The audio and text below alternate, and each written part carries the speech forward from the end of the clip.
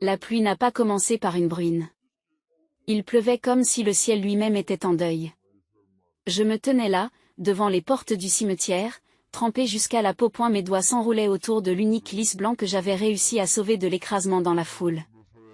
Je respirais par adage coup. Et ma belle-mère se tenait près du cercueil, vêtue d'une robe noire élégante. Ses bras entouraient ses 2 fils. Elle ne m'a pas jeté un seul regard, mais sa voix portait point lorsque je me suis avancée, prête à dire au revoir à mon père. Elle s'est retournée, aussi tranchante qu'une lame. Ses lèvres se sont retroussées en un sourire dégoûté. Ne pense même pas à t'approcher davantage, Mira. Elle a pratiquement craché mon nom. Tu n'étais rien pour lui. Tu n'étais même pas du sang. Un souffle parcourut la petite foule comme un vent frappant des feuilles sèches. Certains détournèrent maladroitement le regard. D'autres me regardaient. La pitié inscrite sur leur visage comme un graffiti. Je n'ai pas pleuré. Je n'ai pas pleuré. Pas pour elle. Pas pour eux. J'ai simplement hoché la tête, jeté un dernier coup d'œil au cercueil fermé, à l'homme qui m'avait un jour soulevé sur ses épaules pour que je puisse toucher les étoiles, et je me suis détourné. J'ai regagné le parking, la pluie battant le pavé. Mes vêtements collaient à mon corps, mes cheveux à mon visage. Je suis monté dans ma Corolla vieille de 10 ans et j'ai fermé la portière. Et pour la première fois de la journée, j'ai craqué. Tout mon corps a tremblé tandis que je m'agrippais au volant. Ma poitrine s'est sentie emprisonnée. Un cri silencieux s'est fait entendre au fond de ma gorge. Et elle n'était plus là. Mon père, mon beau-père, techniquement, mais le seul vrai parent que j'ai jamais eu. Et maintenant, il n'était plus que cendre et l'égalité. Effacé de moi par une femme qui ne m'avait jamais accepté. Je me suis ressaisi quand j'ai vu le texte. Le testament de Monsieur Carson sera lu demain à 10 h au cabinet d'avocats Banton et Green. Vous êtes prié d'y assister. Demandez. Pas invité. Pas le bienvenu. Mais je serai là, même si je devais me tenir à l'arrière. Même si je devais l'écouter se vanter de posséder chaque parcelle de son monde. Je ne la laisserai pas m'effacer. Pas de son histoire. Ni de la mienne. Le lendemain matin, le cabinet d'avocats sentait le bois poli, le vieil argent et trop d'ego. Laura, ma belle-mère, était assise au premier rang avec son avocat et ses 2 fils suffisants. Elle portait une robe de créateur et des perles qui ne lui appartenaient pas hier. Je les ai reconnus. Papa les avait achetés pour mon dîner d'anniversaire l'année dernière parce que je les avais admirés dans une vitrine. Elle a croisé mon regard au moment où j'entrais et a émis un rire qui ressemblait plus à un grognement. Oh, elle est venue. N'est-ce pas courageux, a-t-elle chuchoté à son avocat assez fort. À dessein. Je n'ai rien dit. Je me suis contenté de m'asseoir 2 rangs derrière. La salle s'est calmée lorsque Monsieur Davison, l'avocat de longue date de papa, est entré, un dossier sous le bras. Elle avait la soixantaine, les cheveux gris bien coiffés. Des lunettes sur le nez et des yeux fatigués par des années passées à voir des familles se déchirer pour une question d'argent. Il se racle la gorge. Ce testament a été mis à jour il y a 6 mois par Monsieur Jonathan Carson. Laura s'est redressée. Ses fils aussi. Ils se penchèrent légèrement en avant. À ma femme, Laura, je lègue, dit-il en balayant le document du regard. Je lui souhaite sincèrement de trouver le bonheur et une maison sur la plage à Cap Cod. Une brève lueur de surprise traversa le visage de la jeune femme. La maison sur la plage? C'était ça? Il poursuit. À mes beaux-fils, Ethan et Joël, je laisse ma collection de voitures anciennes. Utilisez-la à bon escient, les garçons. Ne les détruisez pas comme vous avez détruit vos dernières chances. La salle s'est mise à bouger. Quelques rires nerveux. Les sourires de ses fils ont faibli. Puis Monsieur Davison a levé les yeux. Amira Hastings? La fille que j'ai élevée comme ma propre fille depuis l'âge de 7 ans. La salle s'est figée. Je lui laisse tous les biens restants, y compris mes parts dans Carson Tech, mes économies personnelles, mes actions, mes investissements et ma résidence principale. Elle sera l'unique exécuteur testamentaire de ma succession et le successeur que j'ai choisi pour toutes les fiducies familiales. Le verre dans la main de Lara a glissé. Il se brise sur le parquet. Elle a regardé l'avocat. Puis elle m'a regardé.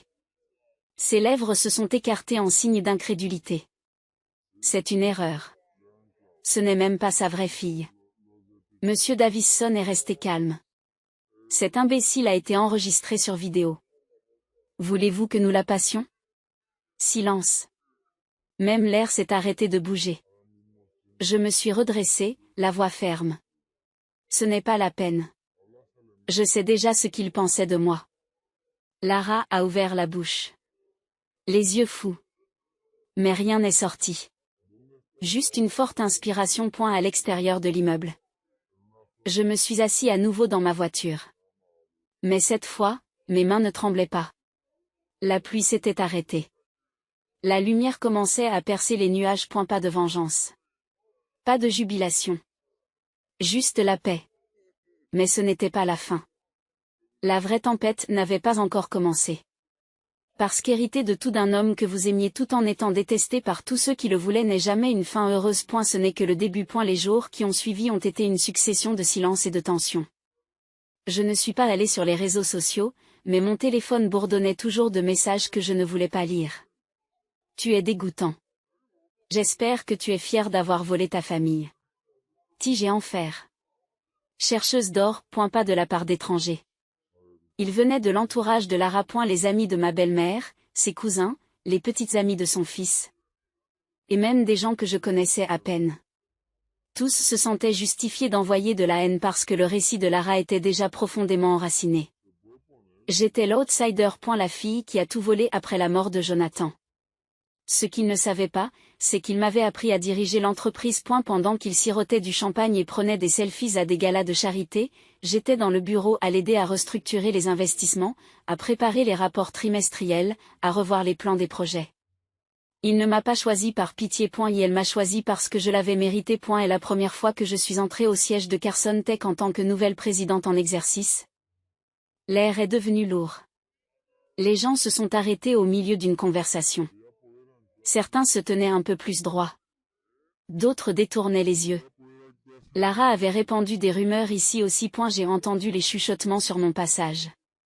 Ce n'est pas la fille qui l'a adoptée ou quelque chose comme ça? Elle ne s'est pas fait virer de l'enterrement? Ce n'est qu'une secrétaire. Comment peut-elle diriger un empire technologique? J'ai continué à marcher. Le trajet en ascenseur jusqu'à l'étage de la direction m'a semblé plus long que d'habitude. Lorsque les portes se sont ouvertes, le conseil d'administration attendait. 12 hommes et 2 femmes, la plupart plus âgés que moi d'au moins 2 décennies. Ils n'ont pas applaudi. Pas d'accueil chaleureux. Juste des hochements de tête froids. M. Grayson, le PDG par intérim en l'absence de mon père, s'est levé. Madame Hastings, nous nous attendions à quelqu'un de plus expérimenté. Son ton était poli. Mais la condescendance dégoulinait de chaque syllabe. J'ai posé mon dossier.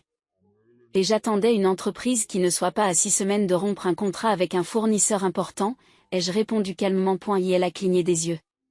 J'ai ouvert le dossier et fait glisser les papiers sur la table. Vous avez créé un goulot d'étranglement dans le partenariat de Shenzhen. Vous avez retardé les paiements à 2 reprises. Si nous ne réglons pas ce problème maintenant, nous perdrons l'exclusivité sur le nouveau chipset. Ce qui signifie que l'entreprise sud-coréenne s'en mêle. L'un des membres du conseil d'administration a fini par se pencher en avant. J'ai acquiescé. J'ai acquiescé. Mon père n'a pas élevé un imbécile. Et je ne suis pas ici pour être votre marionnette. Pour la première fois, le silence a fait place à l'intérêt. Ce soir-là. J'ai visité son bureau. Notre bureau maintenant.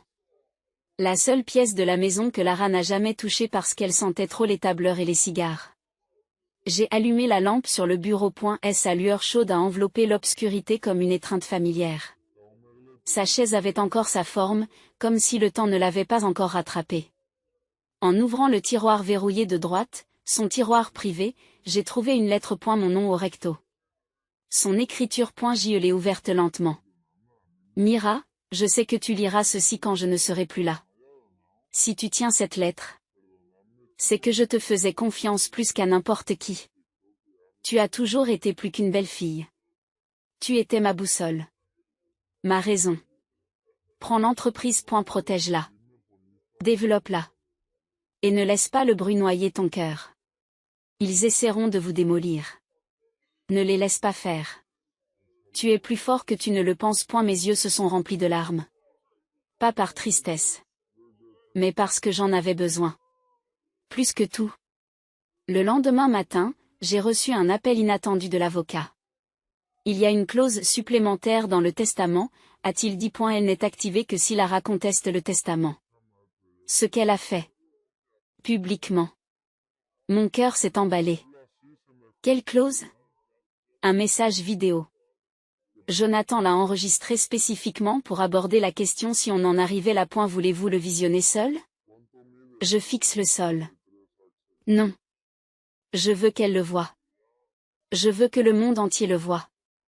2 jours plus tard, l'auditorium de Carson Tech était entièrement rempli. Le conseil d'administration, l'équipe dirigeante, les représentants des médias, oui, Lara et ses 2 fils assis au premier rang, l'air suffisant. L'écran s'est mis à clignoter.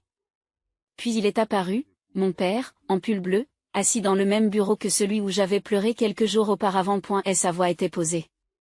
Si tu regardes ça, Lara, c'est que tu as essayé de prendre ce qui n'était pas à toi. Et si Mira est dans cette pièce, c'est qu'elle s'est battue pour s'en sortir. Lara se déplaça sur son siège. J'ai commencé à faire le tour. Tu m'as épousé pour le confort. Je le savais. Mais je t'ai laissé rester parce que je pensais que tu pourrais aimer Mira, comme je l'ai fait. Ce n'est pas le cas. Tu l'as malmenée. Tu l'as exclue. Et quand je suis tombée malade, tu es devenu encore plus cruel. Des murmures ont résonné dans la pièce. Quelqu'un a halté. J'ai donc fait un choix. Un choix que je ne regrette pas. Mira est mon héritage. Et si quelqu'un en doute, il devrait peut-être se demander pourquoi elle a été la seule à me rendre visite à l'hôpital après la 3e opération. L'écran est devenu noir. Le silence. Lourd. Complet. Et pour une fois, Lara n'avait rien à dire. Mais je n'étais pas là pour l'humilier. Je n'étais pas là pour l'enfoncer. Alors que tout le monde commençait à partir, je m'approchai lentement d'elle. Elle n'a pas levé les yeux. Je ne vais plus me battre avec toi, lui dis-je doucement. Tu peux garder la maison de la plage. J'ai déjà décidé de convertir les actifs de cet état en un fonds de bourse d'études pour les filles qui n'auront jamais la chance que j'ai eue. Tu seras reconnue comme faisant partie de la famille fondatrice. Personne n'a besoin de savoir quoi que ce soit d'autre. Elle a finalement levé les yeux. Son mascara était taché. Ses mains tremblent. Pourquoi, murmura-t-elle. Pourquoi as-tu fait ça? Parce qu'il ne voudrait pas que je devienne ce que tu as été pour moi. J'ai répondu. La presse m'appelait la tempête silencieuse. Mais je ne me souciais pas des titres. Ce qui m'importait, c'était de porter son nom avec dignité. Et ce faisant, j'ai trouvé la paix et un but. 3 semaines plus tard, j'étais assise en face d'un magnate des affaires qui avait l'habitude de me rejeter comme la stagiaire qui accompagnait Jonathan. Aujourd'hui, il me servait lui-même du thé. Son ton était prudent. Poli. Légèrement nerveux. Mademoiselle Hastings? Vous avez réussi à tripler la confiance des investisseurs en moins d'1 mois. C'est impressionnant. J'ai esquissé un léger sourire. C'est Mira. Et je ne l'ai pas fait seule. Ce n'était pas une question de vengeance. Ça ne l'a jamais été. Il s'agissait de restauration, de respect, d'équilibre. Mais cet équilibre avait un prix. Un soir, en rentrant chez moi, j'ai trouvé une boîte sur le pas de ma porte. Pas de notes. Juste une vieille boîte en carton avec du ruban adhésif sur les côtés. À l'intérieur se trouvaient des photos. Des photos datant de plusieurs années, des photos de moi avec mon père, riant à la maison du lac, soufflant des bougies d'anniversaire. Le serrant dans mes bras sur le porche après une lettre de refus de l'université. Et une lettre. Écrite d'une main tremblante. De ma grand-mère. La mère de mon père. Nous ne nous étions pas parlé depuis des années. Elle n'a jamais accepté que Laura soit sa femme. Elle est partie quand j'avais 13 ans. Ma chérie. Ton père m'écrivait souvent. Il me racontait tout. Je n'étais pas là pour toi. Et je le regrette. Mais je veux que tu saches. Il t'aimait comme son sang. Il m'a dit que tu l'avais sauvé plus d'une fois. Quand la douleur devenait trop forte. Je n'étais pas assez courageuse pour te soutenir à ce moment-là. J'espère que ces morceaux de lui t'apporteront la chaleur que je n'ai pas pu t'apporter. Mes mains ont tremblé. Mes genoux se sont dérobés. Je me suis assise par terre et je me suis laissée aller aux sanglots. Des larmes qui n'avaient pas été libérées lors de l'enterrement. La lecture de l'ouvrage. Ni même à la victoire. Parce qu'enfin, j'ai compris. Il ne s'agissait plus de prouver quoi que ce soit. Il s'agissait de faire le deuil. De lâcher prise. Ce week-end-là, j'ai conduit jusqu'à la petite maison en ruine où Laura vivait désormais. Elle avait déménagé quelques jours après la diffusion de la vidéo. Elle a ouvert la porte, surprise. Elle n'était pas maquillée. Sa voix s'est brisée. « Qu'est-ce que vous faites ici ?» J'ai brandi l'enveloppe. « Il y a quelque chose que je veux te rendre. » À l'intérieur, il y avait une photo d'elle et de mon père le jour de leur mariage. Il avait l'air jeune. Plein d'espoir. Elle était radieuse. Et réelle. Elle a regardé la photo pendant un long moment. « Pourquoi apporter ça ?» demanda-t-elle. « Tu aurais pu le brûler. Ou le jeter. Parce qu'il t'a aimé un jour, ai-je dit doucement. Même si ça n'a pas duré comme tu l'espérais. Cette partie de sa vie mérite d'exister. Des larmes ont perlé dans ses yeux. Elle a cligné des yeux rapidement. Elle est manifestement accablée. J'ai été horrible avec toi, a-t-elle murmuré. Et je ne te demanderai pas de me pardonner. Mais je vous remercie pour cela. J'ai acquiescé. Je ne suis pas là pour réécrire quoi que ce soit. Je suis juste là pour empêcher l'amertume de se répandre. C'est ce qu'il aurait voulu. Les semaines ont passé. Puis des mois. J'ai lancé un programme de mentorat pour les filles défavorisées qui voulaient entrer dans la technologie. Nous l'avons appelé l'initiative Carson. Chaque fois que j'entrais dans une classe remplie d'yeux pleins d'espoir et de sourires nerveux, je sentais quelque chose changer en moi. Je ne me contentais plus de protéger son héritage. Je construisais le mien. Un après-midi, alors que je visitais une école. Une jeune fille d'une douzaine d'années m'a tiré par la manche. « Vous êtes vraiment l'Amira Hastings ? Celle qui possède cette entreprise géante ?» Je me suis accroupie pour me mettre à sa hauteur et j'ai souri. J'ai aidé à la diriger. Mais je suis aussi quelqu'un qui a perdu son père et qui ne sait pas qui elle est sans lui. Elle a hoché la tête solennellement. J'ai perdu le mien aussi. Tu crois qu'il nous voit encore ? Je déglutis difficilement. Oui, je pense que oui. Surtout quand on fait des choses dont il serait fier. Elle m'a serré dans ses bras. Pendant un instant, j'ai eu l'impression d'être à nouveau cette fille effrayée et en deuil à la porte des funérailles. Mais cette fois, je n'étais pas seule. Je n'étais pas brisée. Lorsque Laura m'a envoyé un courriel des mois plus tard, officiellement par l'intermédiaire d'un avocat, je m'attendais à de l'hostilité. Mais son message était bref. J'ai entendu parler de l'initiative Carson. Si vous y êtes ouvert. J'aimerais faire un don au nom de Jonathan. Tranquillement. Aucun crédit n'est nécessaire. J'ai regardé l'écran pendant un long moment. Puis j'ai tapé. Merci. Je pense que vous auriez aimé ça. Certaines blessures n'ont pas besoin de vengeance. Certaines blessures ont juste besoin de lumière et de temps. Et parfois, la chose la plus gentille que vous puissiez faire n'est pas le pardon. C'est de choisir de ne pas transmettre la blessure. Presque un an s'est écoulé depuis l'enterrement. Un an que je me tenais devant les grilles sans y être invitée. Un an que Laura a laissé tomber le verre qu'elle tenait dans sa main. Un an que je me suis assis dans ma voiture, trempée et brisée, pensant qu'il ne me restait plus rien. Aujourd'hui, je suis assis sur la scène d'un sommet technologique à San Diego, où je présente les résultats d'une bourse d'innovation mondiale que j'ai lancée il y a 6 mois et qui est entièrement financée par le domaine Carson. Mon cœur bat encore la chamade lorsque je regarde la foule. Mais cette fois, je n'ai pas eu l'impression d'être un étranger cherchant à prouver quelque chose.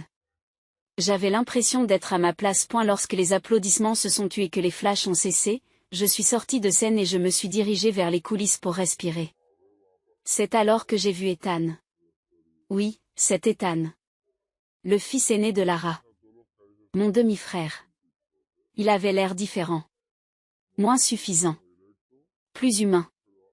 Tu as fait du chemin, a-t-il dit en faisant un signe de tête vers le rideau. Tu as géré tout ça comme une pro. J'ai croisé les bras. Je ne m'attendais pas à te voir ici.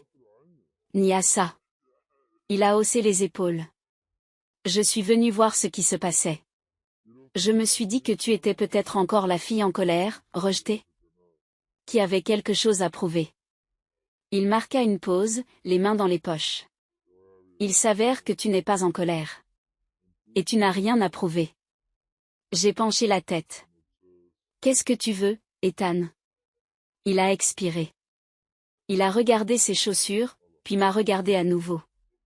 Des excuses. Cela m'a troublé. Il n'a pas attendu de réponse. J'ai été cruel avec toi. Surtout parce que je détestais la façon dont il te regardait comme si tu étais sa fille. J'étais jaloux. Et gâté point et j'avais tort. Il m'a regardé dans les yeux. Je ne te demande rien. Je voulais juste que tu saches. Je le vois maintenant. Je n'ai pas parlé pendant un moment. Puis j'ai dit, doucement, merci.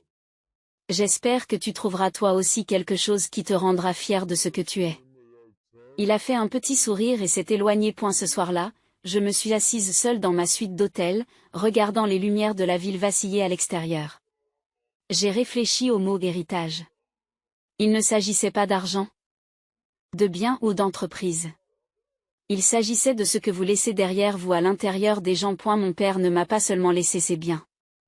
Il m'a laissé du courage, de l'instinct, de la compassion et une résilience que j'ignorais jusqu'à ce que j'en ai le plus besoin. Quelques mois plus tard, j'ai reçu un courriel d'une école d'une petite ville du Midwest. L'une des filles de notre programme de bourse venait d'être acceptée au MIT. La première de sa famille à avoir terminé le lycée. La première à quitter son comté. Et la première à rêver grand. Elle a écrit « Merci d'avoir vu quelqu'un comme moi. Personne ne l'a jamais fait auparavant. » J'ai eu l'impression de lire la voix de ma propre jeunesse. Un après-midi. Je suis retournée à la maison du lac. Elle n'avait pas beaucoup changé. L'eau était calme. Des chaises longues défraîchies. La même balançoire que papa avait accrochée à ce grand chêne quand j'avais 10 ans. J'ai apporté un journal. Je l'ai ouvert et j'ai commencé à écrire.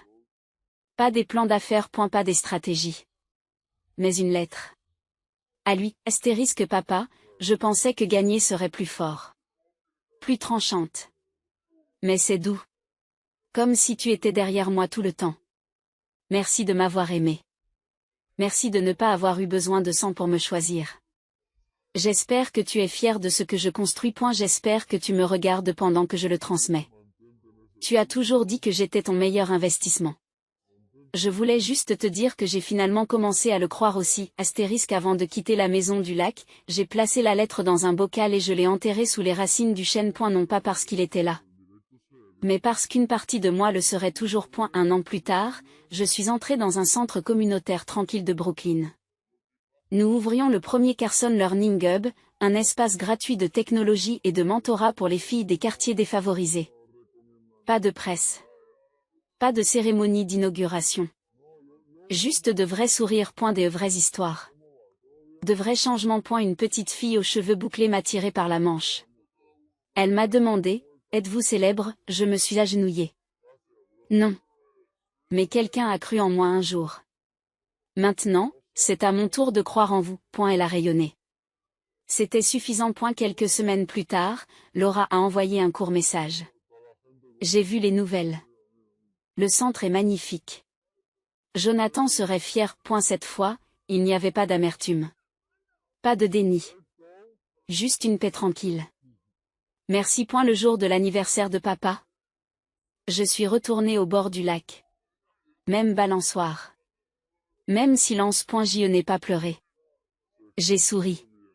Parce que dans un monde qui a essayé de m'effacer, je n'ai pas riposté par la colère. J'ai construit quelque chose de plus fort que la vengeance.